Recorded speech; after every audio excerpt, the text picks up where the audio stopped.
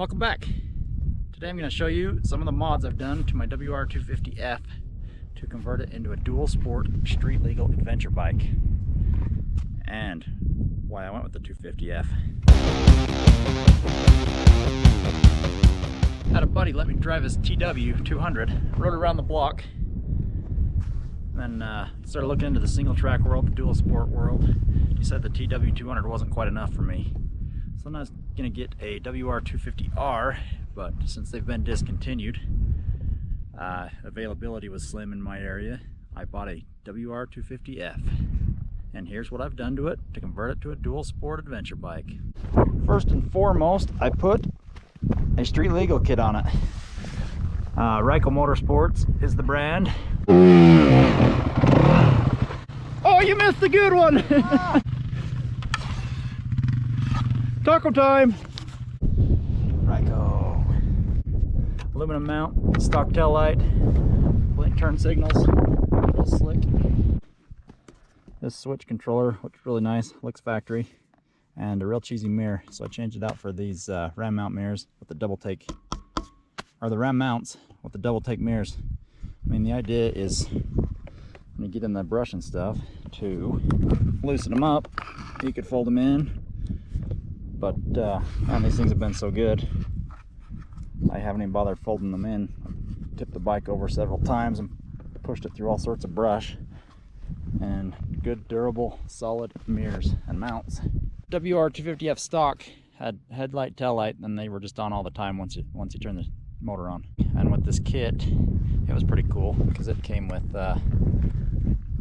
high beam, low beam adjustments, and also brake light. And it's curious, the brake light was already built into the factory light, and the high beam was already built into the headlight. Just the kit, the Ryko kit, plugged into those wires and made it functional. Low beam, high beam, and an off setting. Brake light.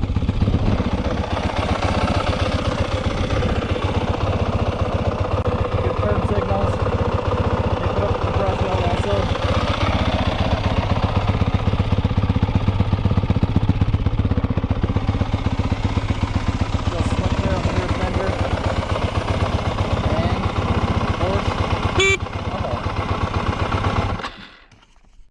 Another reason I went with the WR250F was the weight. Come across a couple guys saying, if you ride alone, make sure your bike's light enough you can pick it up by yourself.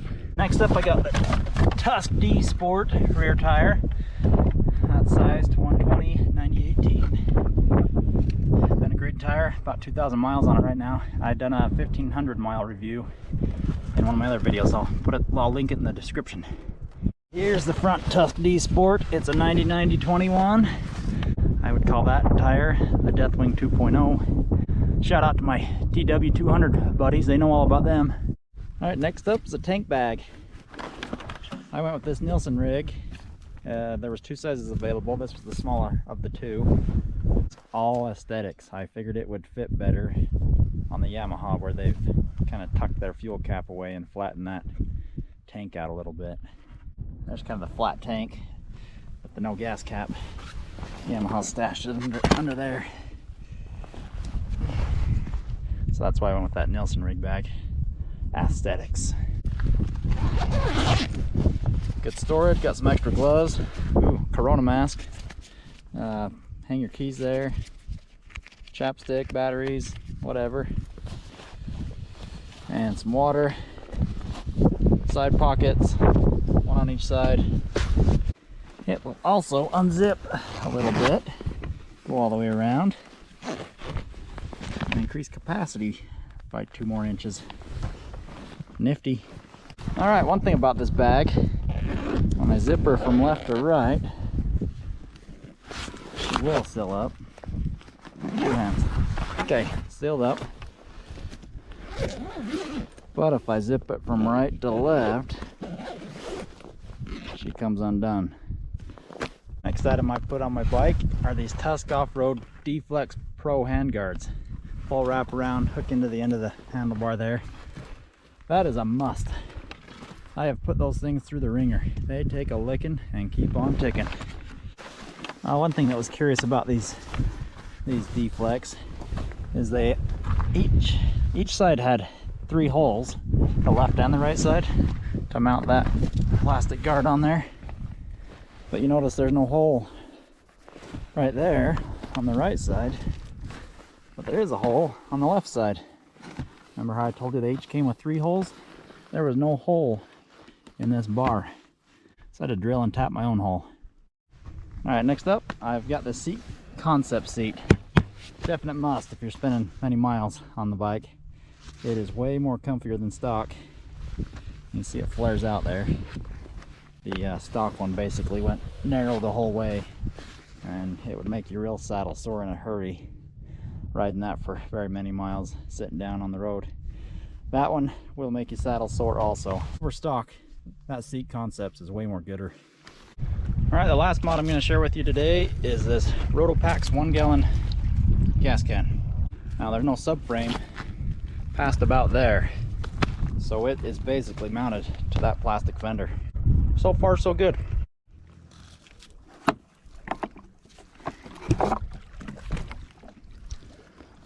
I put that there just to protect the seat, hopefully keep it from wearing a hole in that seat, and to slow it down from wearing that fender out too quick, marking it all up.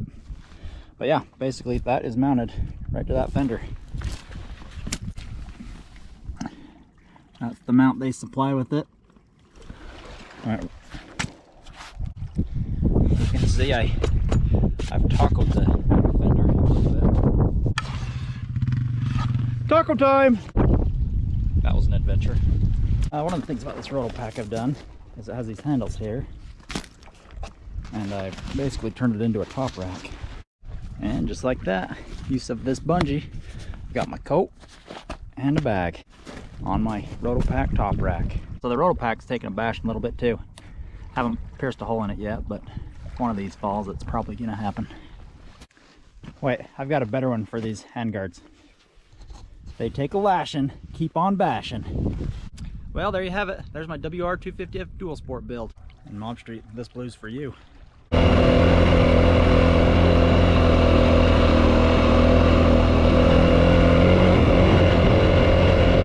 And Scatterdad has his 1,000 mile challenge. He's gonna put 1,000 miles on his bike, I think before the end of 2020. I'm curious how that came. How'd you do, Scatterdad? So since Scatterdad's got his bike, I've been out on several rides with him, but haven't been racking the miles up on my bike quite as much as I have. I put 1.1 miles on my bike. So that is my WR250F dual sport build. Thanks for watching.